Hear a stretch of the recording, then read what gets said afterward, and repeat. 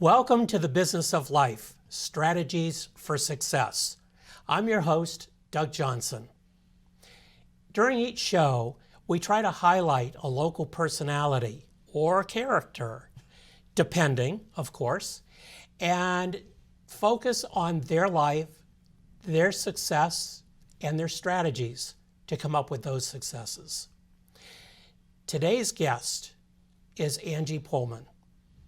Angie, welcome to the show. Thank you so much for inviting me. Well, I'm so happy you're here. Thanks. Angie and I have gone way back. Yep. And I've always known you to be a connector, Sure. a coach, a problem solver, Oh, yeah, that's a good one. and now to add a new meatball to your bowl of spaghetti, and the Identity Archeologist. Yeah. So- I dig you, Doug. Oh, I love it. But poor Angie. Yes, I know. Okay, so tell us, what is an identity archaeologist? I'm fascinated by that. I've never heard of it before. Well, I hadn't heard of it before either. And after I kind of came up with that term, I Googled it to see if anybody else was using it, and the answer is no. What I like to do, whether I'm working with an individual or an organization or a committee, is I like to dig in and get to know that person or organization and help them uncover what it is that they would like others to see or experience or perceive. And so it's a lot about digging to find out who we really are. And had to do that with myself as well. Well, and we all have so many layers. Yes, we do. And sometimes you only need to brush off a little dust, but sometimes you really have to dig to get to what's really important to you, or to recognize and appreciate what other people value in you. Okay. So now I have a picture in my mind of the pharaohs and the mummies. Oh, cool, yes. And, you're just digging and digging and digging because some of us, you might have to go down that far. Well, there's that, and you have to dig down deep, as you say, but sometimes you left a piece over here, or there's a part of who you are that you've been ignoring, or there's something that you'd like to get back to, and so things can be scattered, in our heads or wherever.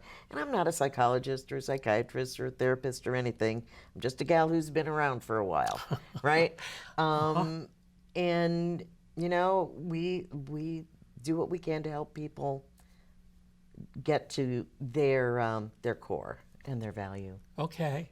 Yeah. So how did you become the identity archaeologist? Where did you start? What's your backstory? Okay, so it was a dark and stormy night. No, I'm kidding. So I started off my professional life working in theater. My husband and I met in the theater department at Ohio University. We both worked at the Cleveland Playhouse. And, with a theater background, part of what I am today is the kind of work that we did in theater, which is all about digging into who these characters are, what's their story, what are the stories of the people they're interacting with, right? So that's kind of the nugget, the base of things. And then I ended up having 3 kids in 3 years, and decided to stay at home until the youngest was in school. And then I told my friends I was going to find a magic job, and it would be a job where I would meet a lot of people. It was more attributes that I was listing. I would meet a lot of people. I would be able to have some kind of impact on the community, and it would allow me to be home when my kids were home and work while they were at school. And so a shorter, and at that time, there weren't a lot of those kind of jobs that had, So I found this teeny tiny ad in the Sun Messenger for some part-time help at the local Chamber of Commerce. And I thought, I wonder what a Chamber of Commerce does. So I looked that up. And I went in and met with the director. Her name was Yvonne. And it was one of those kismet kind of, when you meet somebody and you think, I can work with this person. And it was like that for both of us. And so I started off working 12 hours a week for the Heights Hillcrest Regional Chamber of Commerce. And after a couple of years, I became its executive director. Stayed there for a bit. I did have a little hiatus where I went to another nonprofit. But then the chamber asked if I would be interested in coming back. So altogether, I did about 17 years at the Chamber of Commerce. Wow. The cool thing is that it's so people-centric, right? Yes, chambers of commerce are a resource in many ways for businesses and entrepreneurs. But my favorite part, again, of that job was getting to know people, getting to know why people liked working with them, so I could kind of share that with them as well.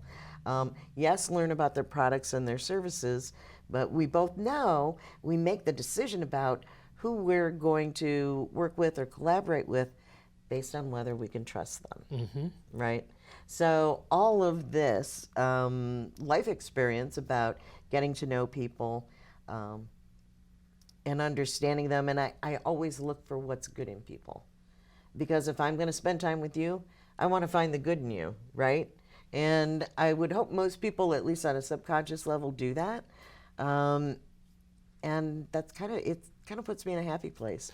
Well, and you've always been a great people connector. Yes, So, I do love connecting people. And I know that one of the ways that you do that is to match the good qualities in each. So it goes right back to what you were saying. It really does. And in a way, in business, it was kind of like, referrals are kind of like a dating service, right? Where you're the agency where you go, Doug, I think you would really enjoy working with Dave at Keller National. You two have the same kind of vibe. You have the same kind of attitude about your customers. There's that kind of thing, and you can only do that by getting to know them. You can't just blanketly refer somebody because you met them at an event, right? And that happens so often today. Right. And you're right. It's the wrong way to do it. Yeah. And that's what. So when I decided that we were shifting, my husband and I were kind of shifting over to, well, what's the next phase of our lives going to be like? And we both made some decisions about what we wanted our work lives to be and what we wanted our living environment to be. And all in 1 year, we both made the decision to leave the jobs that we were currently in, sell the house we raised our children in, minimize what we needed in terms of a footprint, but then really get back to the passion of what we both like to do. And so it all happened kind of in 1 year.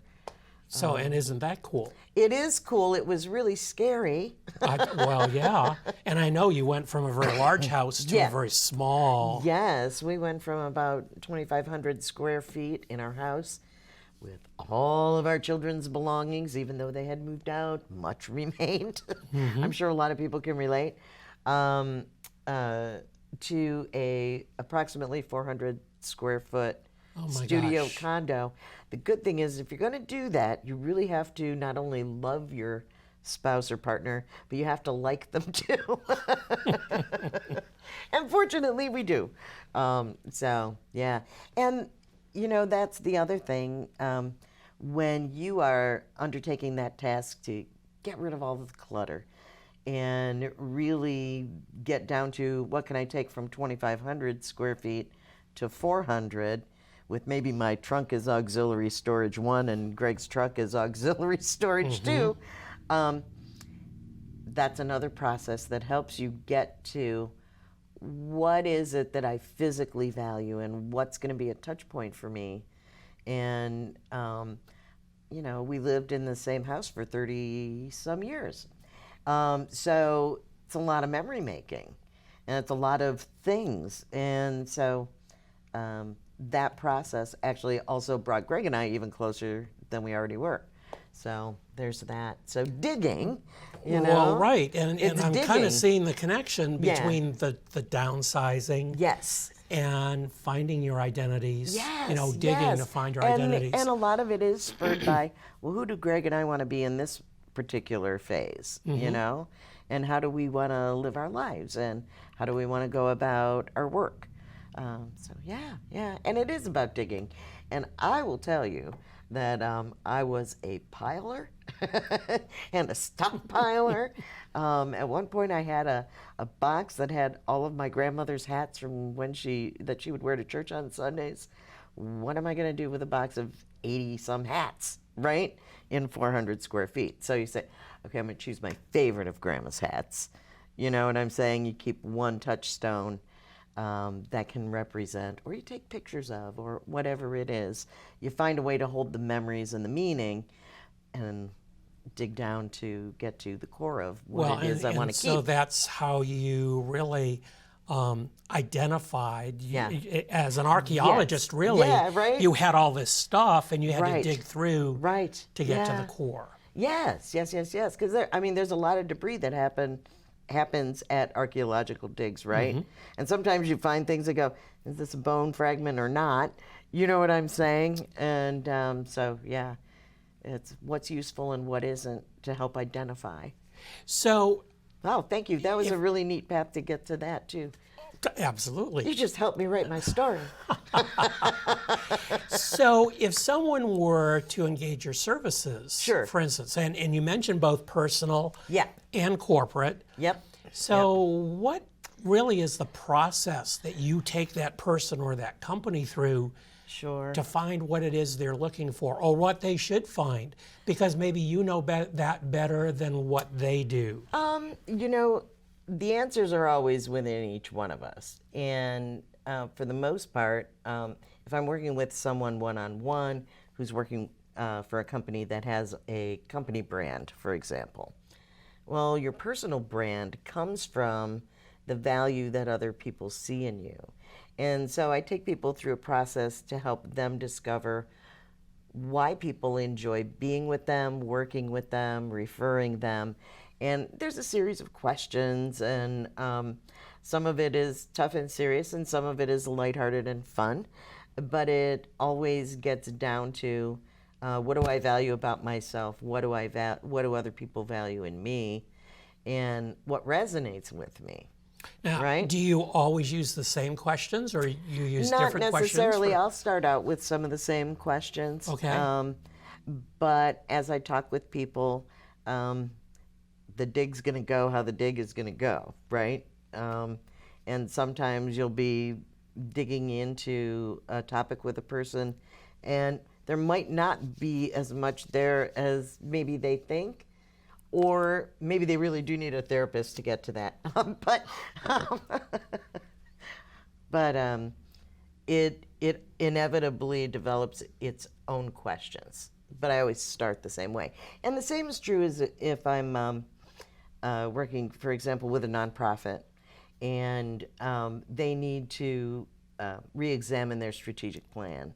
So, we start out with, well, why are we here? Why are you here as a volunteer? Why is this organization here? Is the mission still valid? What do you think the perceived value of the organization is? What do you all bring to the table? So there's a lot of different aspects to a group identity than there is to an individual Right, identity. and a lot of those same things from the group Yep. can apply to the personal situation. Absolutely. Why am I here? What Yeah. purpose Right. am I right. serving or not? Sure. Serving. And I mean, at different times in our lives, our missions are a little bit different. I mean, when Greg and I first got married, it was to establish that life together. When we started having kids, the mission was more, okay, we've got these three little beings. What are we doing? How are we going to manage this? And so your mission changes a little bit. What's my role? What's my role to my children? What's my role? How's my role with my husband changed? How does that impact how we're out in the world? And so at every different stage of our life, it bears some examining, to see where you are. We all evolve, or at least I hope we do, right? So sometimes you just need a little nudge to get you to recognize that you are at a different phase.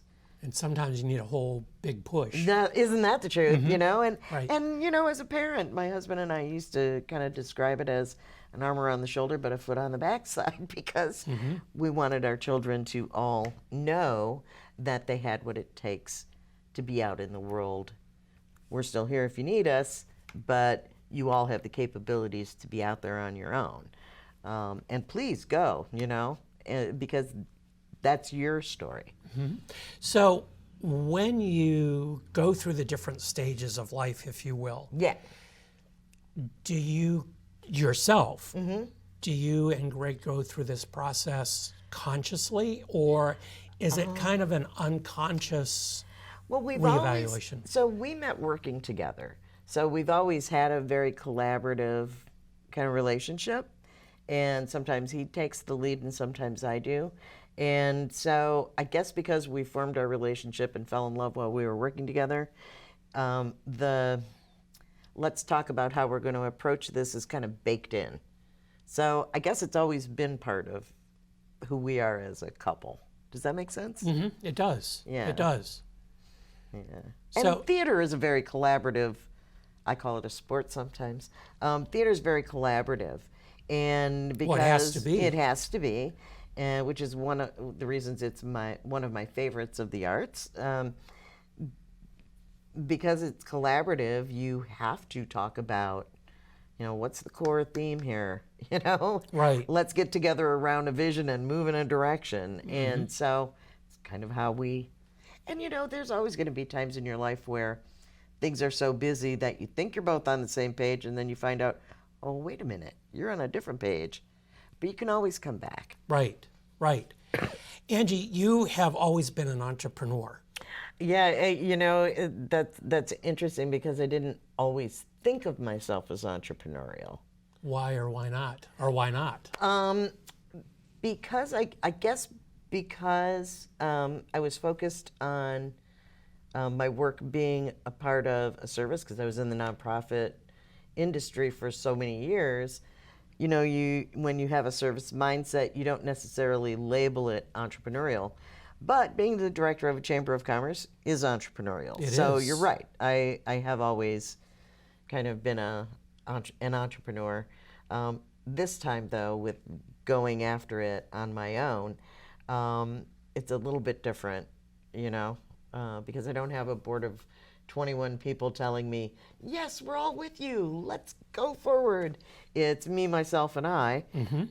But I am, because of the wonderful people I've met over the years, many of whom have been on your show, you know, you have people to collaborate with and to help you define yourself too. You know, I've got some magnificent people who we do that for each other, you know. So why should entrepreneurship be important to anybody? So entrepreneurship, I think, is taking a solution to a problem and bringing it to a wider audience than yourself, in a nutshell. That's what entrepreneurs do.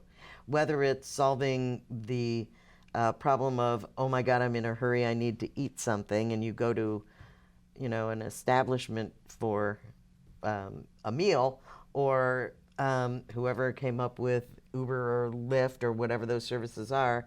People need to get places. They don't always want to drive. They don't want a taxi. And we don't need to have a full company to do this, but, you know, we can change the business model so that more people can do this. I mean, that was a solution to a problem that existed. So taking your definition of entrepreneurship, Excuse me. what do you think makes a person successful? What's your definition of success? As an entrepreneur or just in general? Just in general, because I think entrepreneurship and people in general Yeah. are tied together. Even though Yes. people don't realize it, most of us in everyday life have some kind of entrepreneurial aspect. I agree with you there. I think that most people do have an entrepreneurial side to them, whether they know it or not. Go back to the question again for me for a What's second. your I took definition of- myself on a tangent. What's What's my definition of success? success? So I think there's a lot of different definitions of success on a day-to-day basis. I have my own understanding of who I am and what I can do with and for people. And part of that is that reflecting back the good I see in people to them. It's interesting how that starts a chain reaction. But sometimes success is, did I do something that takes my business forward today? Did I have a great session with a nonprofit and they all came away with, feeling good about the work that they were doing? Did I see somebody else get a little more confidence in themselves? And overall, is it an easy choice to be happy every day? And if it's an easy choice to be happy every day, then I think that's pretty successful, despite what's going on in the world, right? So you and I have talked about 3 strategies for success. Yes. To get to be happy every day. And Sure. I really like that. And one of your tips is self-awareness. Right. So can you tell us about self-awareness? Absolutely. When we understand ourselves and we can see the good in ourselves, because what do most of us do when we think about ourselves and our own performance? We beat ourselves up, We right? do. We do. And, there's a place for that, but don't live there, right? There's a lot of things about you that people enjoy and appreciate about you, and it gets to appreciation.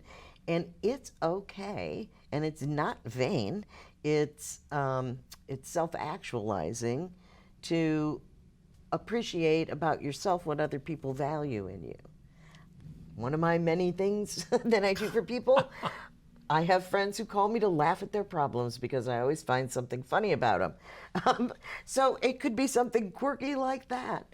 Or, maybe the value you bring to the table is you're the person who always sees the details and knows how to execute them.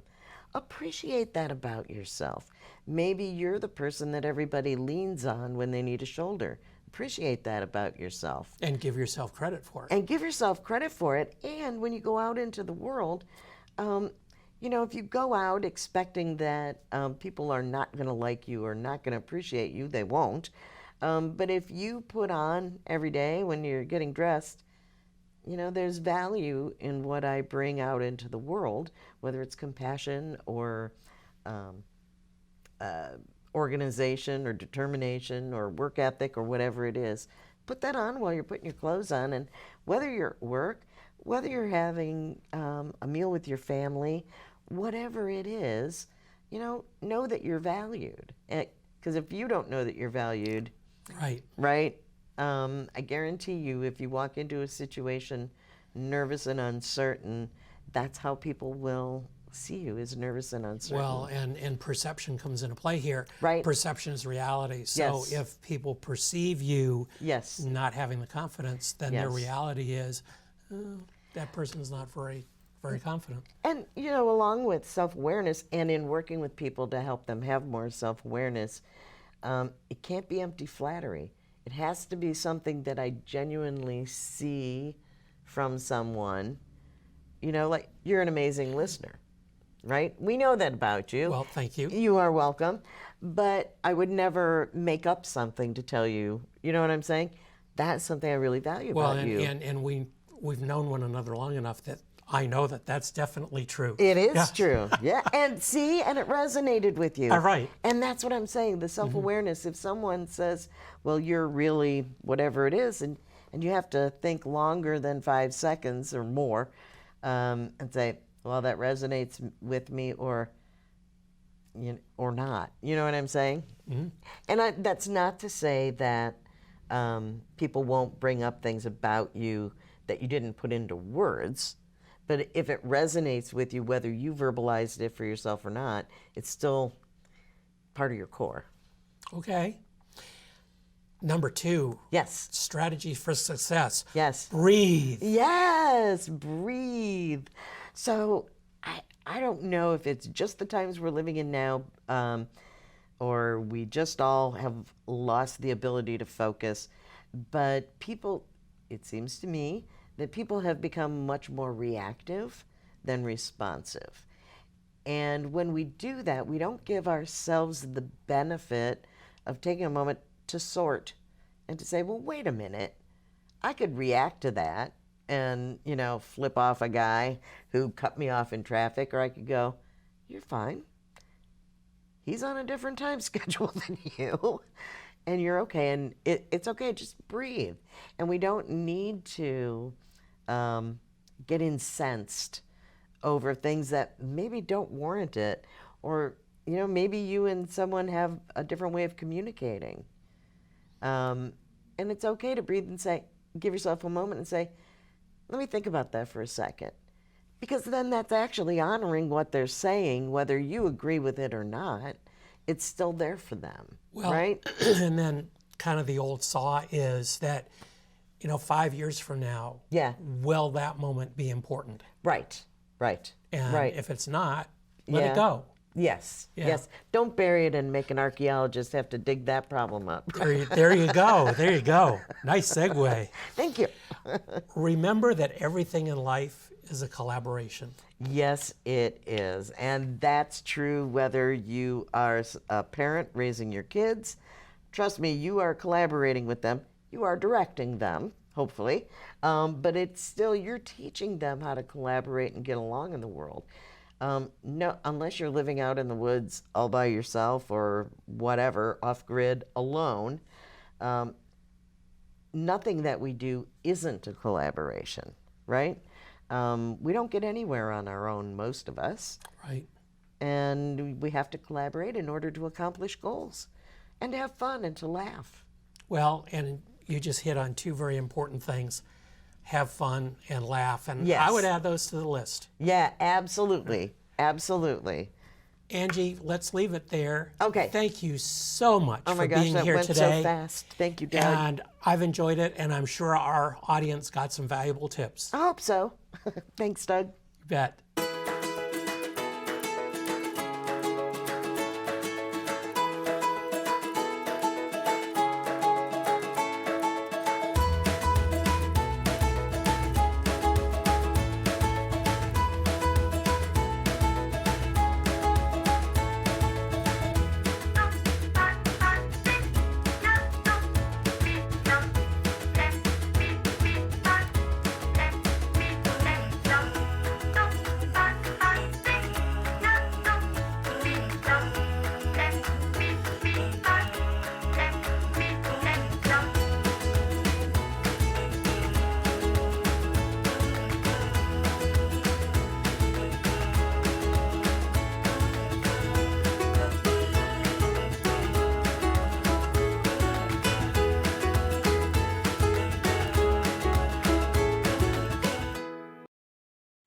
The great singer Aretha Franklin died recently, and it got me to thinking about one of my favorite songs that she performed, RESPECT, Respect.